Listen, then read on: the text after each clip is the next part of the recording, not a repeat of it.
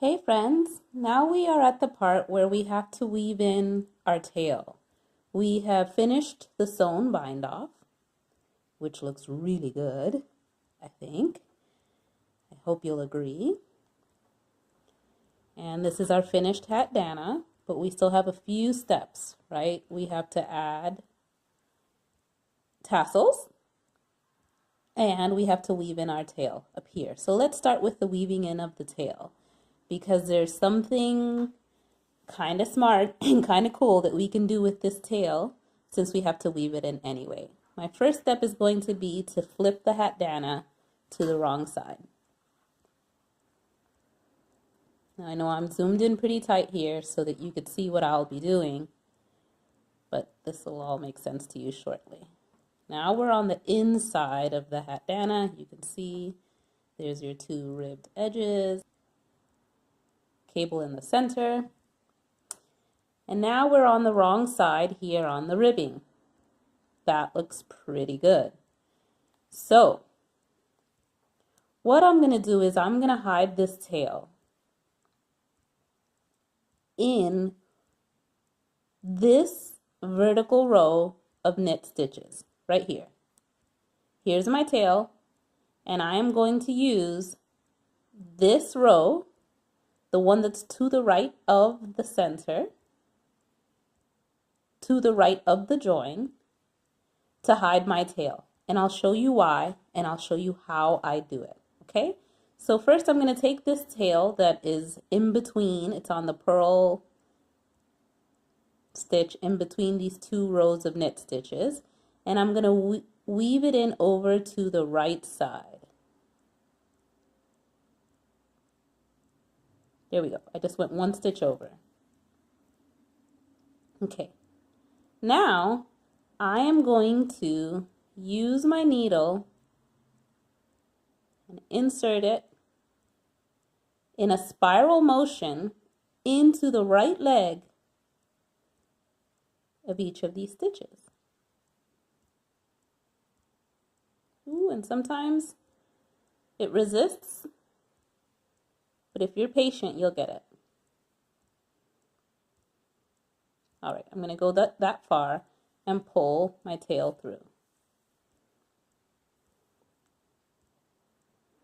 And what you see is that now we've really beautifully hidden the tail into that row of knit stitches. And I'm going to continue here. There's my tail, so I'm going to go into the very next stitch, grabbing the right leg only and swirling my needle. Oops, there we go.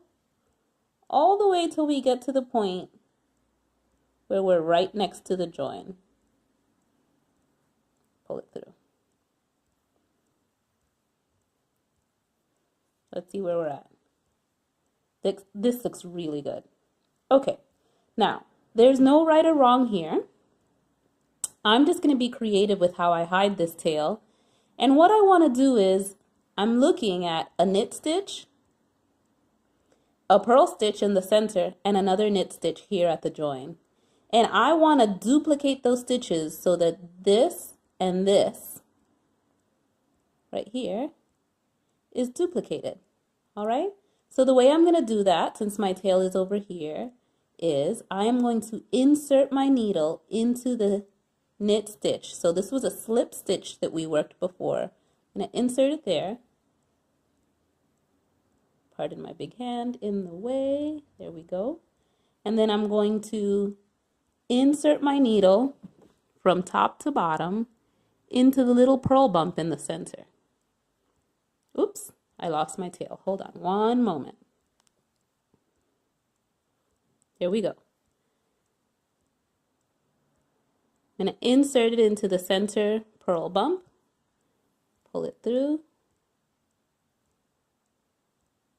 I've just duplicated this strand right there.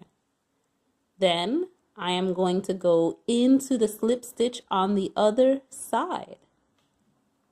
I'm going to go into the slip stitch on this side, and I'm going in the other direction. I'm going to come down back into that little purl bump.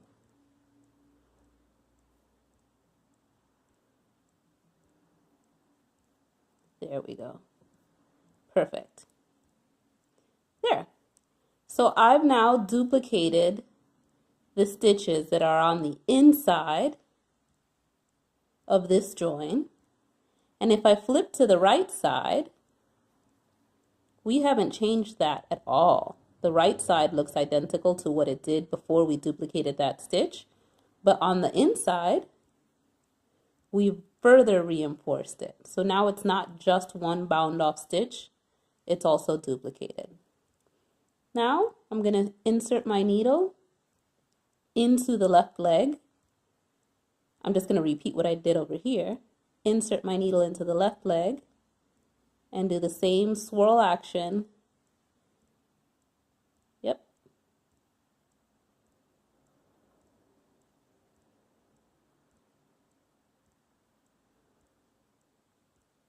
As I did on the other side. Give it a little tug. And now you can just snip off your tail because it's perfectly woven in.